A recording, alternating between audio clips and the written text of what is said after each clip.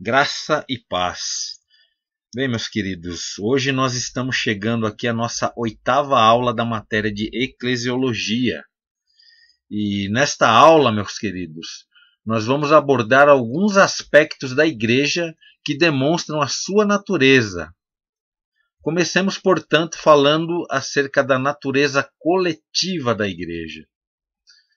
Pois, embora a igreja forme um só corpo, por se tratar de um ajuntamento, isto é, por se tratar de um povo, sua natureza é coletiva.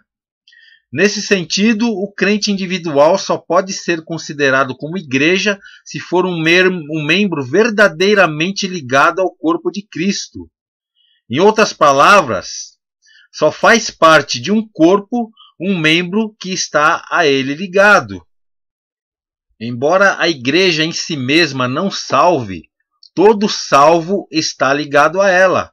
Ou seja, a igreja é o ajuntamento dos salvos. Portanto, só tem vida espiritual aqueles que estão verdadeiramente ligados a Cristo, que é a videira verdadeira.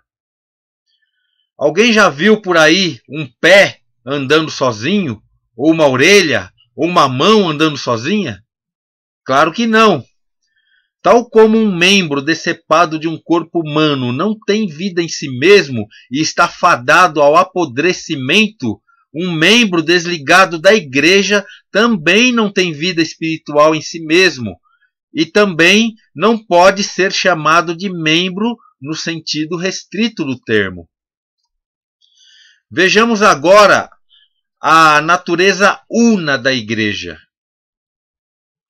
Pois, independentemente, meus queridos, da aparente desunião denominacional que constatamos no aspecto exterior da igreja, em um sentido mais profundo, a igreja é una no espírito, conforme expressa o texto de Efésios, capítulo 4, versículo 3.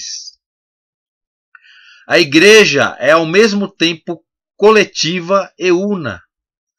Ela é coletiva no sentido de possuir muitos membros e é una no sentido de se constituir em um só corpo, conforme nós vemos lá no texto de 1 aos Coríntios, capítulo 12, versículos 12 e 20.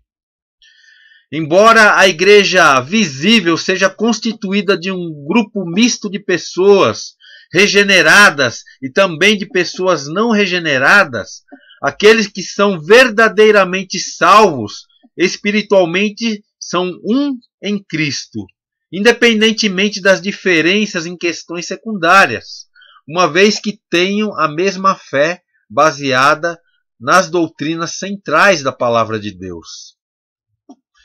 É bem verdade que há certa desunião externa, devido a fatores terrenos e doutrinários, mas as desuniões e as divisões externas são inteiramente dissolvidas na esfera da Igreja Universal.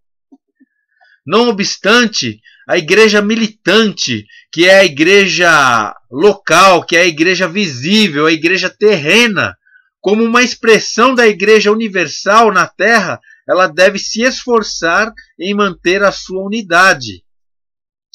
Claro que essa unidade, meus queridos, jamais se dará com grupos heréticos, mas apenas entre as igrejas genuínas. Pois tanto o texto bíblico como a experiência e a observação histórica revelam que quando uma igreja verdadeira, ou parte da igreja verdadeira, se une a grupos heréticos, o resultado não é união, mas ao contrário. Pois isso resulta em divisões, contendas, facções, e em muitos casos a união com grupos heréticos causa também apostasia. Vejamos agora a natureza interdependente dos membros da igreja. Pois a interdependência, meus queridos, é um dos principais conceitos bíblicos ligado à igreja. Precisamos ter em mente que a Bíblia nos ensina a amarmos uns aos outros, a ampararmos uns aos outros, a suportarmos uns aos outros em amor, a exortarmos e edificarmos uns aos outros, a servirmos uns aos outros em amor e até mesmo a darmos as nossas vidas uns pelos outros, caso isso seja necessário. Isto é, como igreja, cada membro depende um do outro.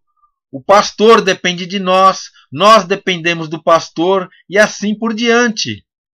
Na qualidade de corpo de Cristo, dependemos uns dos outros. Portanto, é a interdependência quem alinha os conceitos de unidade e de coletividade da igreja, que são os conceitos que acabamos de abordar, fazendo assim a igreja a funcionar como um organismo vivo.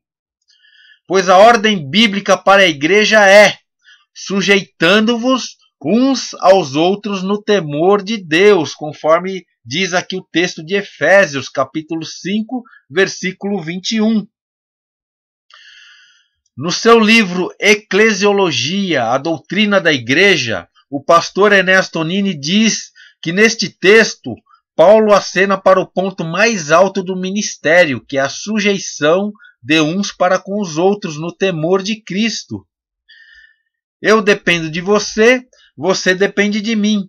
É a realidade do corpo de Cristo com suas dependências e interdependências. Abordemos agora a natureza santa da igreja. Pois tendo em mente que a santidade tem dois sentidos básicos, sendo o primeiro a separação do mal e do pecado, e o segundo, o sentido de dedicação completa ao serviço do reino de Deus, e tendo em mente também que a Bíblia chama a igreja de nação santa, de povo de propriedade exclusiva de Deus, em 1 Pedro 2,9, vamos, portanto, ver agora, amados, o que diz aqui o notável teólogo batista Bruce Milne.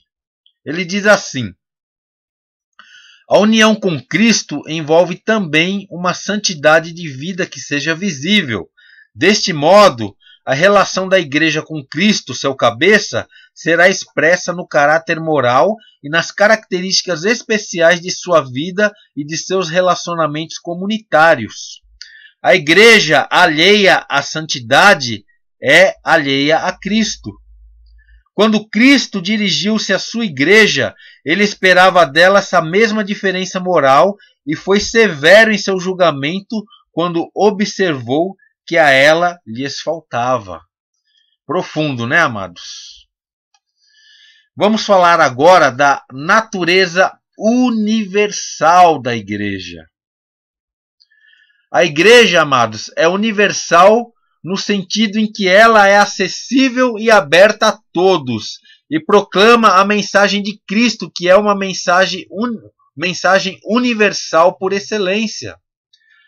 Nesse sentido, até mesmo a igreja militante, local, visível e terrena, ela é universal em essência, pois expressa a natureza universal da igreja invisível por meio da igreja visível, por meio da igreja terrena. Esta é a essência da catolicidade da igreja local. E é nesse sentido que a verdadeira igreja na terra é católica. Como assim católica? A verdadeira igreja é católica sim, amados, mas não no sentido distorcido que é empregado pelo catolicismo romano, mas no sentido de que é verdadeiramente universal, pois o termo católico, para quem não sabe, significa universal. Tratemos agora da natureza apostólica da igreja. A verdadeira igreja na terra, amados, é apostólica. Não no sentido distorcido, empregado por esses loucos que hoje em dia se intitulam apóstolos sem a menor base bíblica para isso. A verdadeira igreja é apostólica no sentido de que a igreja fundamenta-se na doutrina dos apóstolos e cumpre a obra missionária na terra. Pois o termo apóstolo, além do sentido restrito que é empregado apenas ao colégio apostólico dos 12 apóstolos de Cristo, ao apóstolo Paulo e também àqueles que foram testemunhas oculares da ressurreição de nosso Senhor e Salvador Jesus Cristo, o termo apóstolo tem também o sentido primário, que é o sentido de enviado. Sendo assim, meus queridos, A igreja não só é detentora das boas novas de Cristo, como também tem em si a responsabilidade de difundi-las, conforme a ordem de seu fundador e Senhor, Jesus Cristo. Louvado seja o nome do Senhor. Bem, meus queridos, a Bíblia descreve muitos aspectos que apontam para a natureza da igreja.